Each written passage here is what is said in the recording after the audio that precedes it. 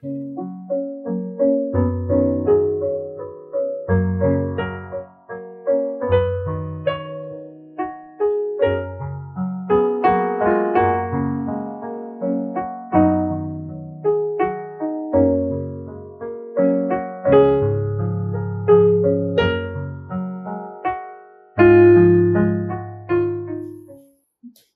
aga, imayaw ng Ginoong nga makaupo ka mo sa aton online devotion kag sa aton pagsugod pangabay kong tanan sa pagbukas sa inyong mga Bible in the book of Psalms. Gabasahon naton chapter 73 from verse 25 and verse 26. Ang balsa po sa Ginoo, "Whom have I in heaven but thee? And there is none upon earth that I desire beside thee. My flesh and my heart faileth, but God is the strength of my heart and my portion forever." Before kita magpalayan mga mulitanay, let's pray. Our gracious God, Heavenly Father, we are grateful for this day that you have given us the privilege to listen to your word. May your word be a significant blessing to us, that will change our hearts into becoming more like your Son, Jesus Christ. Iti kami Ginoo sa among pagtuon, kabay Ginoo i-apply ginamon ni sa among kabuhi, kaga agi sa among kabuhi Ginoo, ma-share namon ang gospel sa mga tao sa palibot namon. Thank you Lord God. And again Ginoo, binabalik namon sa iyong pagdayaw. In Jesus' name pray. Amen. Ang title sa aton na sermon or devotion is Contentment Magnifies Grace. Kung ito na itong balakot sa Ginoo, kita tanan, when we are growing up, we are people who keeps on seeking what gives us joy and pleases us. Wala kitaya sang tion sa atong kabuhi, sa nagagrow kita, we are selfless. We are doing everything for the sake of ourselves. When we are a child, diba, hibi lang kita sang hibi, kay para bala kita may mabato na ito na attention, kung gugutom kita, nauhaw kita, amo na ito ginahimo, no? So until to the point nga nagadako kita, amo gina-consider na nato nga we are the king of our life, no?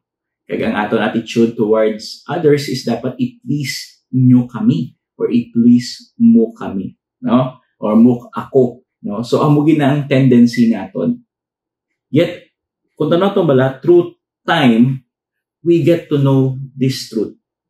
That the God who created the world came to this world and paid for our sin.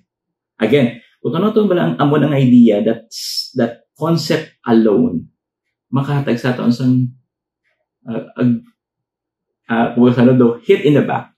A reminder nga kung ang Ginoo gani nga tag-iya sang kalibutan nagkarediri para bayran ang kasalanan sang tao, kita paihan nga kita creation lang, panumdomon naton highly ang aton kaugalingon labi pa sa Ginoo nga siya gani napatay sa cross para sa aton.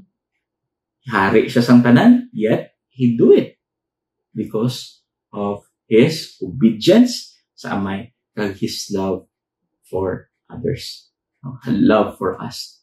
Nga nga iya nga mga kauturan. No? So, amo na bala, that is the moment guro sang kabuhi naton nga na-realize naton, I should not be selfish. I should not focus on myself. Instead, focus on the Lord. No? Because God is faithful. God is magnificent. God is so loving. He is so generous. Nga, bisan we are once enemies.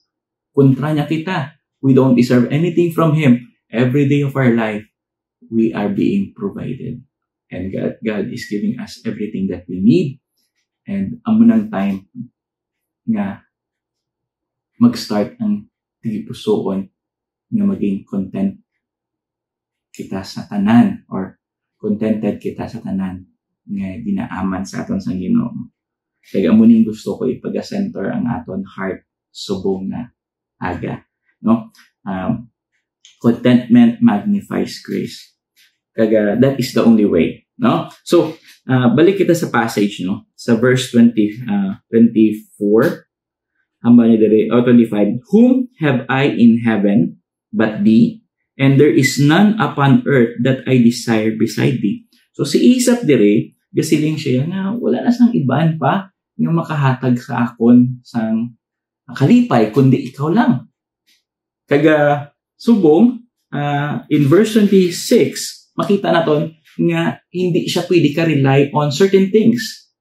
Kag dapat ang heart niya lang gid sa Ginoo lang. And maybe amo maning naton subong, no? The first point is don't trust yourself or your flesh. Don't trust your flesh. So ang first nga hambaya dire, my flesh and my heart faileth. So first, don't trust your flesh. Why? Because the flesh will always be or will never be satisfied. No? So if your aim is to be contented with your life, because if you really want to have a happy life, you need to be contented. Because kung hindi ka maging contented, kag you are fleshly, you are focused on the flesh, then more probably hindi ka gid maging malipayon sa kabuhi mo until to the point of your death. No? Hindi na ma-satisfy. Nga man, because kung nag-focus ka lang sa imong flesh, you always seek something more than what you have. Diba? Like, kunyari, kung may bago, nagbakal ka cellphone, dugay-dugay ba mo, ay, dudaan naman mabakal man ko bago. Diba? So, nagalong ka naman sa bago nga butang. Tapos, pag nabakal mo naman then may, pagka next year, may bago naman, malong ka naman sa bago na gani. Hindi kagid maging malipayon. No? So, ang concept din ni Isaac is that ginatulok niya ang Ginoo lang gid ang iya kalipay nga aman, because kung saligan ko akong kagalingon ang akong flesh, more probably hindi ko gid maging malipayon. Hindi ko gid ma-appreciate kung ang kaayo nimo Ginoo, ang imo bugay, no? Hindi ko gid ma-appreciate. Amo gani, no? Hindi mo ma-appreciate ang grace ng Ginoo kung nag-focus ka sa imo flesh, sa imo nga mga panginahanglanon, sa imo mga desire. Gusto mo i-seek ang mga butang nga makahatag kalipay sa imo. Diba? Kaya hindi niya permanente. No? Pero sa aton, subong madamo sa aton tao sa kalibutan naton, kanang himuon naton para makuha ang mga butang nga makasatisfy sa aton lawas.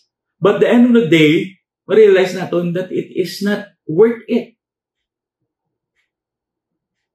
Kaya tungod, pag nakuha na natin, sa kapatamalong sang iban naman.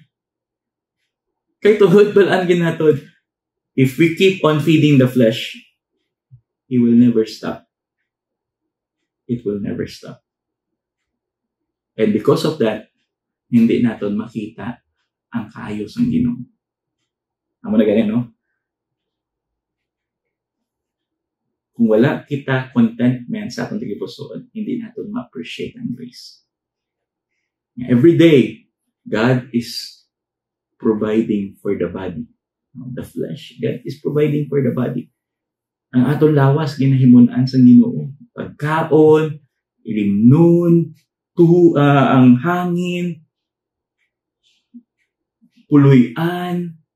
Yes, it might not be as big as you want it to be. Yes, it might not be as delicious as you want it to be. Yes, it might not be as expensive as you want it to be. But it is enough. Ano ba, no? Nagka-bless ko sa mga people bala or sa mga balay bala nga ginabisitahan mo bala. Gabis kang gamay lang bala. Nga balay, still makita mo sila nga do kasadyagid sa ila sa sulod. Lipay gid sila bala nga, ara ka pa po pastor, kaon di, biskan wala na gidla, luya ka bala kisa, ma-offer pa sila sa pagkaon, nga ginbakal nila sa gwa, nga sila gani guro, hindi man nila guro pagbaklod kung wala bisita, yet they will do it because they want to be fellowshipping with you. Na-enjoy nila, na ara si pastor, maka-fellowship kita, laka lang ni. So, baklan tagid, gastusan tagid, pat makita mo sila bala, nga sa ilaya. That is not something that we usually do.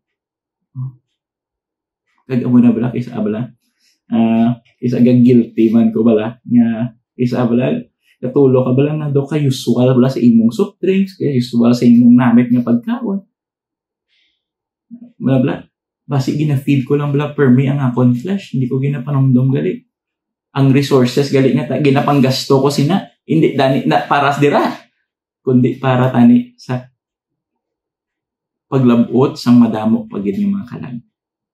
Or maybe an opportunity to help others that is in need. Our loved ones, mga people nga nagapanginalan sa palibot naton. Amo na gani, tutot sa Ginoo, don't trust your flesh. Hindi yung pag-trust ang flesh. And also, amo na pagidi, amo niya, my flesh and my heart feel it. No? Don't trust your heart. Diba? Because abala, ang puso naton are longing for something. No? Hindi man na flesh nga mga butang, but something like relationship.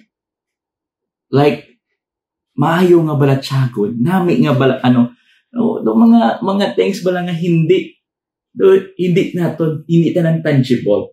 But, this flesh or this heart of us, kung ginatry naton pero may i-please, nga sundon naton, paayunan talang according sa aton gusto nga matabo, then problema na. No? Because just like the flesh, it will seek and seek and seek for more. No, so kung ikaw nagarely ka sa imo emotion, sa imo nga heart, nagasalig ka nga syagid ang i-satisfied mo sa imo kabuhi, then like the flesh, you will never be satisfied. You will be miserable. You will only seek your own and you will not enjoy life because you will keep on seeking for more. So maybe ikaw sa Ginoo, ari ka di subong, kagalong ka, focus ka so much on the things that is worldly or fleshly or what your heart's desire. Again, your heart is deceitful. Your heart is deceitful. Pwede ka niya into thinking that this is the thing that will satisfy you. Muna ba mga people lang nga, biskan balaan nila nga hindi. Sa ilaya kay tuhod, amuning ginhambal sa kaunting pusoon. Isundon ko gid. Total sa Ginoo, that is not true. No, that is not true. Not everything that is in your heart you should follow. You should obey because the heart is very deceitful. Intuon ka niya into thinking that this is what you want. But the thing is, that is not. Amo na gani. Once gani nga ginapayunan mo imo flesh, once gani ginapayunan mo imo nga heart, more probably hindi mo makita ang bigger picture, kaya hindi mo ma-appreciate ang grace ng Ginoo. Kaya nakafocus ka na on satisfying yourself to the point na hindi mo gali nakita, kaya naririsat nga ang mga gagmay nga butang na ginaaman sa imo sa Ginoo, imo gina para sa imo. Kag enough gid ina para sa imo. No? Muna si Paul, no? His grace is sufficient. No? Sang na-realize sa iya pagtilaw, nagpangmuyo sa Ginoo, pangabaya sa Ginoo, kwaaning masakit sa akon. Pero ang Ginoo nagsiling sa iya, my grace is sufficient for you. Hindi mo na ma-appreciate unless kwaon mo ang satisfaction mo sa dutang ini. Kwaon mo ang pagsalig mo nga i-satisfy ka sa kalibutan nga ini. Because the only one that could truly satisfy man is God and God only. Amo na bala si David, no? The Lord is my shepherd, I shall not want. And the same way, ginasiling man ni isang iya nga bata na si Solomon, vanity of all vanities are vanities. So makita naton nga biskat ano gali ang miara ka. Kay si Solomon and David have all those things. Yet makahambal sila, wala na tinang pulos. And the only one that really matters is the Lord. Badya sa badya sa ending part din, no? Badya, but God is the strength of my heart. Siya lang gid ang makahatag sa akon sa satisfaction sa akon longings, no? So, only trust the Lord. Only trust the Lord. Kagaman niya pag and my portion forever. Siya lang gid ang portion ko. Wala bala ang mga Levites bala. May mga bala tabo kaluoy man ang Levites because the whole tribe of Israel received a portion of the land. Pero you know what? The most richest people are the Levites. Why? Because they have God as their portion. And you know what? Kita nga mga Kristohanong subong. Of course, there is no greater portion than to be in a relationship with Jesus Christ. Why? Because Jesus Christ is now our portion. Because we became the bride of Christ upon receiving Jesus Christ as our personal Savior. Diba? Sang ginbato nato si Jesus Christ as our personal Savior,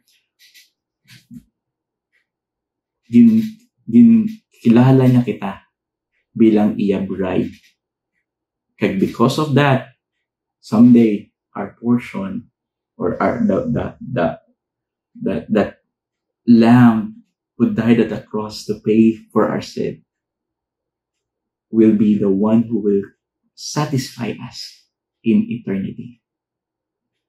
He will give us all the joy that we really need.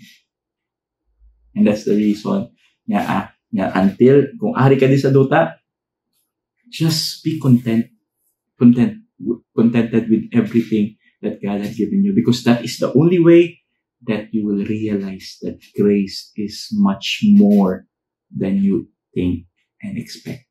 Diba? Ang grace ng Ginoo, hindi mo na ma-appreciate until you realize or you be contented with what God has been given.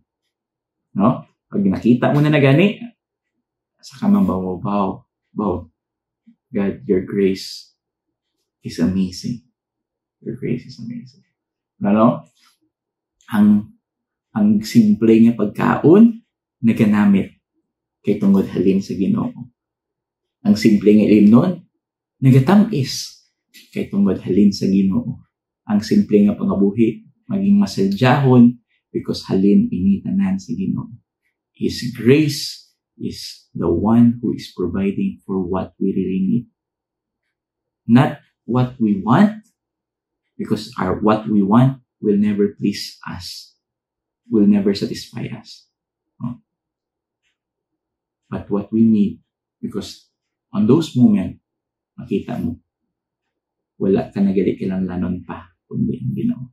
So kabay, ang aton tigipusoon could learn from this passage, kay parehos man kay Isaac, parehos man kay David, and so many people in the past, nga ginbutang nila ang ila pagsalig, ang ilang satisfaction sa bugay sang Ginoo nga ginaaman sa aton. Isalig naton itanan sa Ginoo, kay ang iya bugay will always be enough to satisfy what we need. Let us pray. Our gracious God, Heavenly Father, we are grateful for your blessings, your generosity, your love. Thank you, Lord God, for satisfying our soul by giving us what we really need, not what we want, because the flesh, the heart, will never be satisfied. Thank you, Lord God, for guiding us. So we pray, Ginoo, that today you will be magnified and be glorified through the heart that we have, that our satisfaction will always be you and you only. Thank you, Lord God. And again, gibalik naman sa pagdayaw. In Jesus' name pray. Amen.